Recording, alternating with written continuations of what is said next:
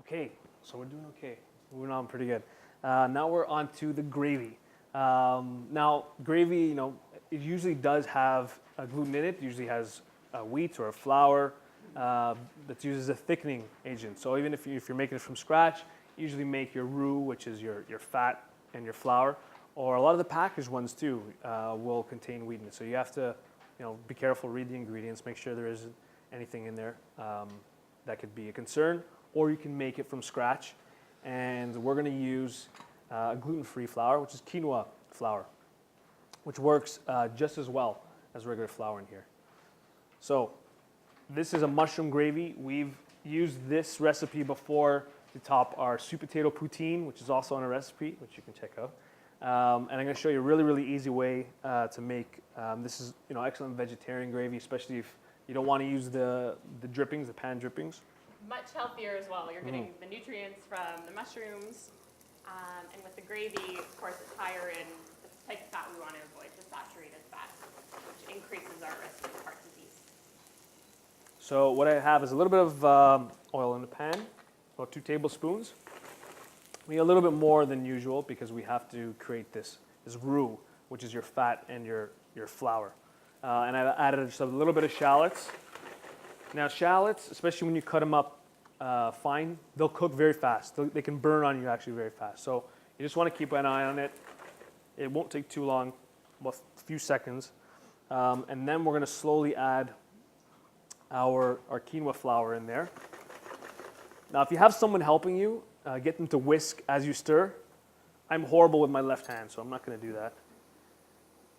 That's it. So a little bit of that flour is going to go in. And we're going to stir it up. And can you guys see how it's kind of clumping on there? So you want to stir it through just until you get most of the clumps out. And you have these like rapid bubbles forming on there. That's when we want to start adding our liquid. So our liquid, you can add regular vegetable stock, water. We've made a broth with porcini mushrooms, with dried mushrooms. So I'm going to add that there quick. And I'll explain. So porcini mushrooms, can you guys see I can show you from there. So they're most likely you'll find them dried. It's very difficult to find fresh porcini mushrooms in Canada. But they're from the Boletus edulis, which is the king mushroom. Delicious mushroom on its own, but when it's dried, it has this incredible meaty flavor. Umami, do you guys know what umami is? That sense of savoriness.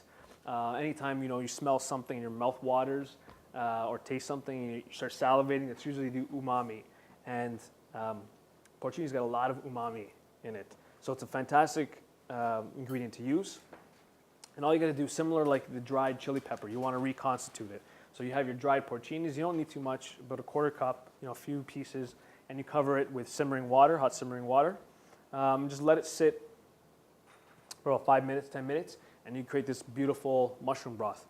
And it's fantastic for stuff like gravies, to add to soups, to sauces, to stews, anything. So a little bit of that in there. Depending on how much gravy you're going to make, obviously add more. We're going to add a little bit of low-sodium soy sauce and a squeeze of lemon juice just for that acid. And yes. So what is a great question. So you want to do is tamari, which is a soy sauce that's usually pure 100% soy. And you got to look for them. There's gluten-free soy sauces that you got to find. Yes, question? Are you actually not using the mushrooms at all? Yeah. You can cut up the mushrooms. You can put them there as well. But I just want to add the stock, the broth first.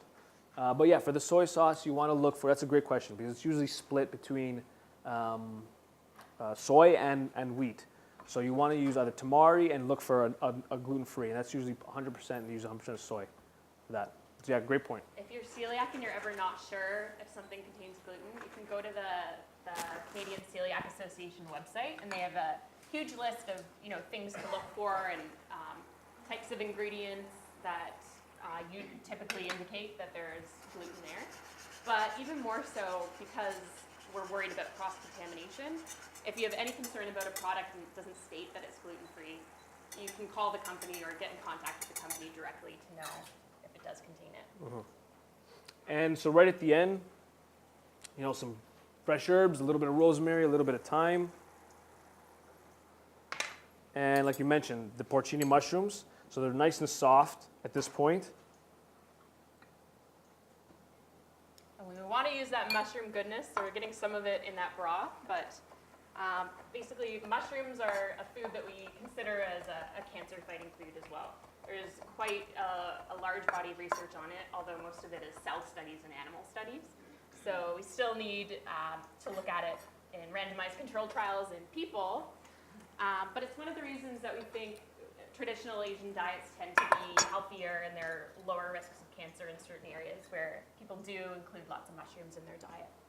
But we've seen that mice and rats that are fed mushroom extracts, they actually they have slowed tumor growth when they're exposed to carcinogens.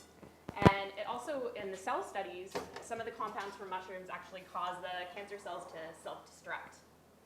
So we're seeing some powerful effects of some of the components of the mushrooms.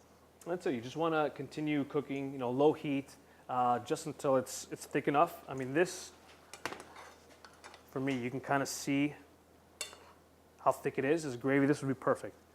I would probably leave it off here. And, you know, perfect for as your Thanksgiving gravy. If you wanted to add a little bit more flavor and you're okay with meat, then you can definitely add pan drippings. When I add the stock, I would add some of the pan drippings as well. There's obviously a lot of fat coming with the pan drippings, so just, you know, be cognizant of that and, you know, use where you need. But that's it. Very simple mushroom gravy from scratch.